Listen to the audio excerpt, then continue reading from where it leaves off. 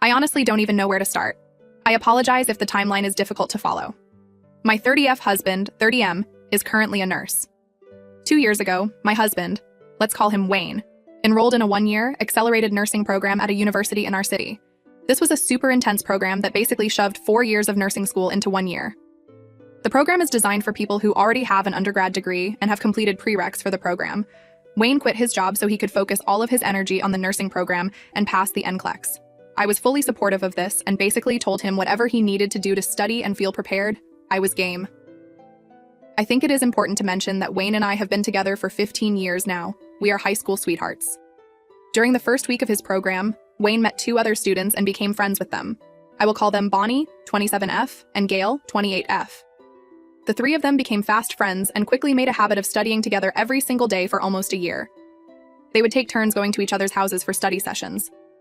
The majority of the time, the 3 would be at our house because it was somewhat in the middle between their houses and the university. Since I worked during the day, they could study all day if they wanted. I also really liked Bonnie and Gail. Eventually, we all became friends, and Bonnie's boyfriend, Dan, 27M, and Gail's girlfriend, Tanis, 28F, would come over for dinners. Before anyone asks, I had absolutely no issue with Wayne befriending women or spending time with them.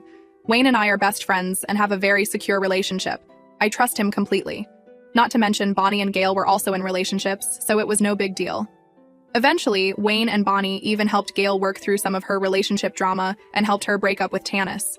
The get-togethers became smaller after that because Tanis was gone and Dan was working more and couldn't come. Fast forward to graduation, Wayne and Bonnie decided that they wanted to work in the emergency department, and Gail was going to work in a less intense area. Both Wayne and Bonnie got a job at the same ER, and their shifts would be similar, so they would be co-workers. We all thought this was awesome because that particular ER is in a tough part of town, and they see a lot of level 1 traumas. It's great that Wayne and Bonnie can debrief after shifts and vent to each other. Gail was forced to go on night shift, which was the opposite schedule of Wayne and Bonnie. Over the past year, Wayne and Gail haven't really spoken. Wayne rationalized that they both got really busy and just lost touch. Bonnie still spoke regularly with Gail. Around this time, Dan proposed to Bonnie. This was a long time coming and we were all very happy for them. Bonnie said that Wayne and I were definitely invited and it was going to be so much fun. The happy couple eventually told us that the wedding would not be in town, but take place in a state far away, easily 12 to 13 hours drive or a flight away. While that would be a lot of money for us, we said that we would do our best to come. Bonnie asked Gail to be a bridesmaid and we were super pumped because it would be like a small reunion. At this time, I found out I was pregnant. We had been trying for a while and we were so happy. It would work out great because our baby boy would be approximately 9 months old at the time of the wedding. Old enough that we could leave him for a day or 2 with my parents to go to the wedding. Fast forward to last week. On Tuesday, Bonnie hand-delivered Wayne our invitation to their wedding. I was able to request off work and we've been slowly saving money to travel for the wedding. On Friday, Bonnie pulled Wayne aside after their shift. Bonnie said that her and Dan had a really bad fight because Bonnie invited Wayne and I to the wedding. Wayne was very confused. Why would Dan be upset that we were invited? Bonnie then said, since Wayne, Bonnie, and Gail met in nursing school, Gail has been under the delusion that Wayne was in love with her. Apparently, Bonnie and Dan would talk with Gail almost every day and tell Gail that there was nothing between her and Wayne. Gail would insist that Wayne was in love with her. Bonnie would tell Gail that she was in the room when such and such happened, and there was nothing that happened. As time went on, Gail started to badmouth me to Bonnie and Dan. She would say that I was manipulative and I was mean to Wayne, etc. Gail started saying that she needed to break up with Tanis because Wayne and her were going to be together. Eventually, Gail thought that Wayne was going to leave me to be with her. Bonnie and Dan continued to tell Gail that she was crazy and nothing was happening. When Wayne told them that we were trying for a baby, Gail started a whole other delusion that Wayne and her were going to have kids. According to Bonnie, during one of our dinners when it was just the 4 of us, I said something that Gail then passed on to Dan. This was around the time of a school shooting where an AR-15 was used. For context, I was a teacher in an urban school district for 5 years. During those 5 years, I was in 5 lockdowns, one of which had an armed intruder. While I am not anti-gun, I feel very strongly about school safety and gun restrictions. Dan enjoys guns and owns an AR-15. He is also very passionate about gun safety. Gail told Dan that I said something to the effect of, anyone who owns an AR-15 has those children's blood on their hands. I can say with 100% certainty that I never said that. I am sure because that is a super unhinged thing to say, and it would never come to my mind to say that. If anything, I would have said that AR-15s shouldn't be so readily available to citizens, and there should be restrictions in place so these tragedies don't happen. Regardless, Gail told Dan that I allegedly said this. According to Bonnie, Gail talked to Dan without Bonnie present, and she was unaware that this conversation had taken place. Dan was very angry and hurt by what Gail said, and chose to internalize his anger towards me. Apparently, Dan decided he no longer wanted to see Wayne and I, and lied about his work schedule so as to not attend dinners with us. It was not until a couple months after this that Bonnie invited Dan to dinner at our house, and he said, "Why would I spend time with those people after what they said?" Bonnie was confused, and then Dan told her what Gail told him. Bonnie told Dan that those words were never spoken and Gail was lying. By this point, Dan had convinced himself that I had said those things and didn't believe Gail would lie. When they graduated from nursing school and started working, they stopped hanging out as much because of their schedules. Gail took this as Wayne ghosting her and breaking up with her. Gail continued to badmouth me and Wayne. When Dan found out that Bonnie had given us a wedding invitation, he was livid. He felt that Bonnie went behind his back to invite us even though we hurt him. When Wayne reiterated this to me, I was shocked.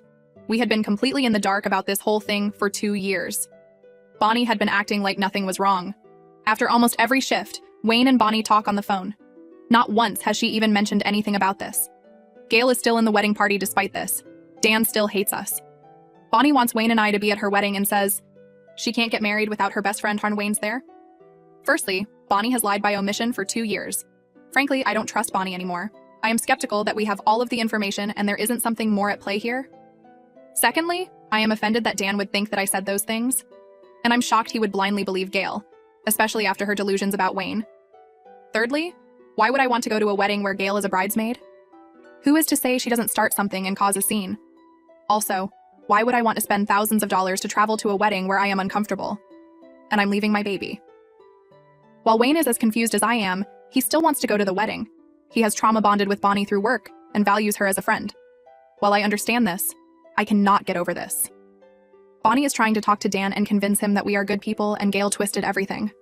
Honestly, after being left in the dark for 2 years, I don't want to have to convince anyone that we're innocent in this. If anything, we should be getting an apology from all parties. Wayne and I are currently still waiting to hear from Bonnie about her talk with Dan and Gail. As of right now, 5/21, Gail is still a bridesmaid and Dan still doesn't want us at the wedding. Am I wrong for feeling this way? What would you do? ETA. The term trauma bond is what my husband and Bonnie use all the time. That is how they described their relationship since working in the ER together. It is half said as a joke, half in truth. Wayne also expressed that he did not want to go to the wedding if Gail was there. The main reason being that we don't want to risk there being a scene and potentially ruining Bonnie's wedding. Bonnie has also mentioned that she is considering removing Gail from the wedding party, but she is afraid to do that because she doesn't want to trigger her or cause her to spiral or hurt herself. Gail has also been going through some mental health crises over the past year, which contributes to Bonnie being hesitant to ask her to bow out. I am not defending Bonnie or Gail, but understand Bonnie's hesitation. ETA 2. I am not currently pregnant. I had my son in January, and he would be approximately 9 months old by the time the wedding took place. Update. Wayne and I sent Bonnie a message stating that if Gail was at the wedding, we would not be attending. Bonnie said, "I totally understand, and I would never want you to be uncomfortable ever. I'm so sorry this is happening, and I hate that I had to tell you guys. I wish I could have kept it to myself so no one else got hurt. Gail and I are up in the air right now. I don't have a single thought on our friendship. Dan is getting better slightly. He's not as angry.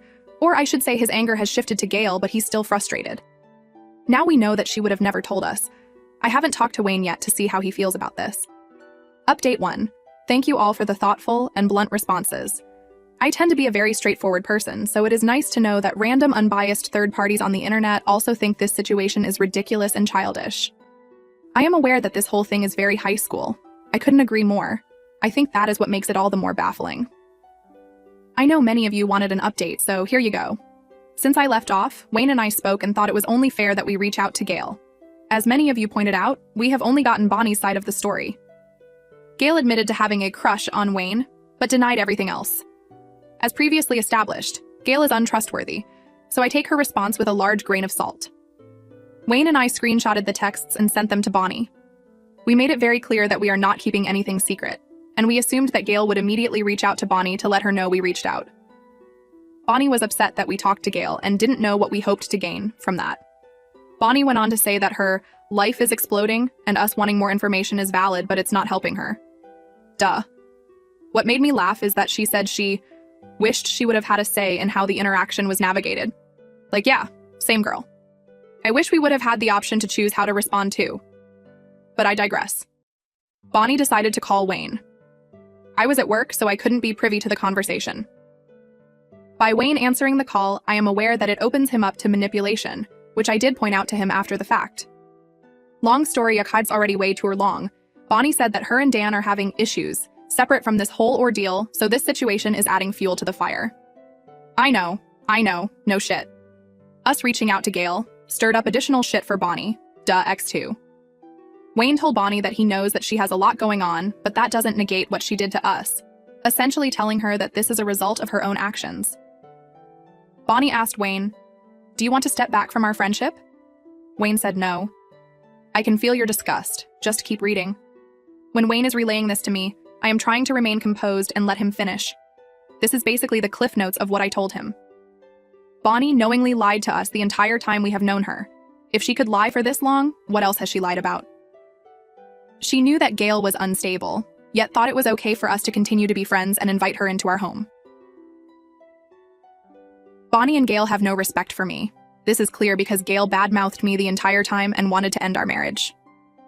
And Bonnie thought it was okay to let Gail continue with these delusions unchecked and continue to be around us. Not to mention that as a medical professional and a friend, she should have encouraged her to seek help. Bonnie knew that Gail had lied to Dan, yet didn't correct it or bring it to our attention. She was cool with Dan thinking I'm awful and believing a lie. Bonnie continued to treat Gail as a friend and made her a bridesmaid, further solidifying her indifference to me and my marriage to Wayne. Bonnie wanted to invite us to her wedding, against the groom's wishes, knowing full well that Gail would be there, and this could pose potential problems. Why should we go to their wedding? A wedding is celebrating the sanctity of marriage, which Bonnie and Dan clearly don't give a shit about. Why should we drop money on going to their wedding to celebrate their marriage when they clearly don't give a shit about ours? How could you possibly still consider Bonnie a friend knowing all of this information? I gave Wayne time to process all of this information. Honestly, I didn't want a response right then and there, because I want him to have confidence in his decision knowing all the possible ramifications. Wayne ended up saying that he doesn't consider Bonnie a friend, and hesitated before because he is so sad and disappointed in Bonnie. I think he had trusted her so much, and since all of this goes against her perceived character, it is a lot to process for a logical person. This whole thing is so immature and childish that you want to rationalize everything into something more complicated in hopes that all the dots will connect. Because this is so illogical, Wayne had a tough time seeing this clearly. I told Wayne that we should tell Bonnie that things are not okay with us, but she needs to sort her shit out and decide where her priorities lie. Wayne was hesitant at first to do this because he didn't want to trigger Bonnie and make her feel worse. I pointed out that Bonnie used that same train of thought for Gail, and look where she is. While we are not telling Bonnie that we are cutting her off, we are simply pausing our argument so she can figure out her relationships. We are willing to talk to her at a later date about considering keeping her as a friend, but keeping her at arm's length until she can prove she is trustworthy. However, this is all dependent on the decision she makes about Dan and Gail. We are waiting a couple days before telling Bonnie that this is our plan because we wanted to make sure our emotions were in check to be as civil as possible. I am sure you are wondering, what about Dan? In short, meh. If he is so fragile about guns and cares so little, then to just ask about something so trivial? Whatever. In the best possible outcome, we would still have little to no contact with Dan. As RuPaul says, what other people say about me is none of my business. And not just because it doesn't come to my attention until 2 years later.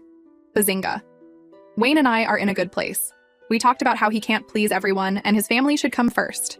While we don't want to be callous or dismissive of our friends, how events impact our family is the first priority. This is where things currently are. If you want another update, let me know. Once again, thank you for your responses. It was incredibly validating for me. Edit. After processing, he was able to come to the conclusion that Bonnie is not a friend. I won't lie and say his initial response wasn't deeply hurtful. I told him this, but reiterated that he needed to sit with this information and decide how he wanted to move forward. As someone who has lost touch with friends that have the emotional maturity of a potato, it can be extremely sad when you accept their absence from your life. I doubt many people will understand this reference, lol. But there is a scene in a Bob's Burgers episode where Linda forces Louise to have a slumber party. Hilarity ensues, and Tina and Jean end up being human shields during a pillow fight. Tina says, "Is this your first time being used as a human shield?" Jean said, "Yeah." Tina responds, "This is my third time. You're doing great." In terms of dealing with petty dramatic people, this isn't my first rodeo. Unfortunately, Wayne sees life through rose-colored glasses and always sees the absolute best in people. Does this make him naive at times? Sure. Does this make him a wonderful friend and partner? Absolutely. Is it incredibly frustrating when he needs to overanalyze situations and then eventually come to the same conclusion that you, a cynic, came to hours earlier? Yup,